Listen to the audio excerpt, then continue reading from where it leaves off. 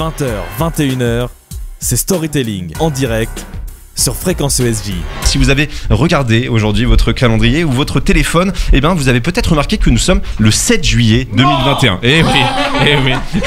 Et si vous êtes toujours demandé ce qui s'est passé ce même jour, mais dans des années différentes, eh bien Zoé Bontemps est là. Et il faut savoir que le 7 juillet 1978, les îles Salomon obtiennent leur indépendance et que par chance, quelqu'un dans votre maison de retraite, bien sûr Zoé Bontemps, où vous travaillez, est concerné de près. Bonsoir Zoé. Bonsoir Bastien. Avant de commencer, j'aimerais dire que vos pieds sentent la rose. Eh bien, avant de commencer, j'aimerais être plus gentil et dire que votre chemise est magnifique. Vous êtes, ça me touche beaucoup. Vous êtes très coloré. Vous peut-être expliquer que Bastien, vous êtes pieds nus donc. Je suis.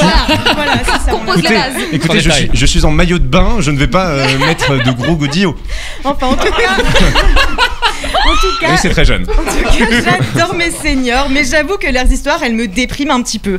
Les batailles, les coups d'état, bon bah c'est bien sympa. Mais bon, leur morosité, elle se répand plus vite que les rumeurs sur la relation entre notre directrice du CSA et David Guetta. Ah bon? Alors, on va en parler maintenant. Alors avec un pensionnaire, on a décidé de les faire voyager. Laissez-moi vous présenter Peter Kenny Lauréat, ancien Premier ministre des îles Salomon. Alors je sais pas combien de pensionnaires vous avez dans votre maison de retraite, mais ça fait cher quand même pour tous les emmener aux îles Salomon.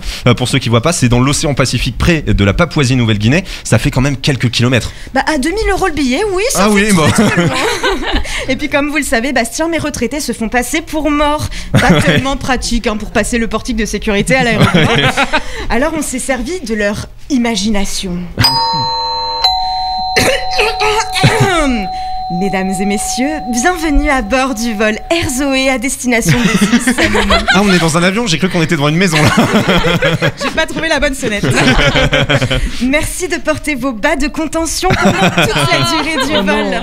Nous vous souhaitons un agréable voyage. Peter Kenny Lauréat a seulement 35 ans quand il devient le Premier ministre le 7 juillet 1978, le jour de l'indépendance donc des îles Salomon. Il dirige alors le parti des îles Salomon unifiées. Les îles Salomon étaient avant ça sous protectorat britannique et leur indépendance n'était pas prévue. Les habitants qui la demandaient n'étaient pas beaucoup, mais la crise économique mondiale a fait lâcher le morceau aux Anglais. J'en veux plus de tout ce que je n'ai pas eu, j'en veux plus.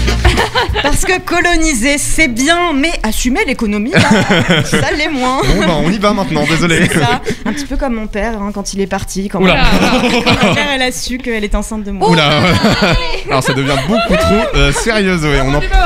On fera une séance de psy après. L'archipel devient donc une monarchie parlementaire faisant partie du Commonwealth qui reconnaît la reine d'Angleterre à la tête de leur état quand même. Car qui de mieux pour servir les intérêts des Salomonais et Salomonelles que notre bonne vieille Elisabeth II.